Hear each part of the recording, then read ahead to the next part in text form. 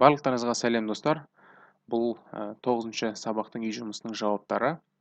Қазір мұқият қарап, үй жұмыстарыңызды тексеріп алыңыздар. Бірінші тапсырмада біз етістіктерді қоюымыз керек болды.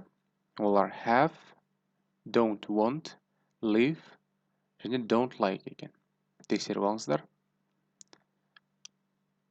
Одан кейінгі тапсырмада бізде do немесе don't көмекші етістіктерін қоюымыз керек болған.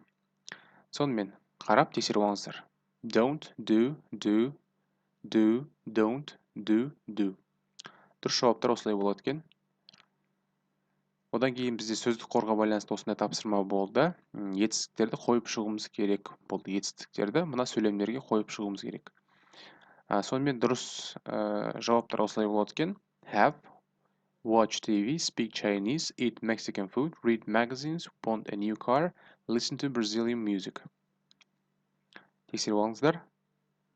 Одан кейінгі бізде мына сөздерді дәптеріңізге жазып жаттап алды деген үміттемін. Көргендеріңізге рахмет. Келесі сабақта кездескенше сау болыңыздар.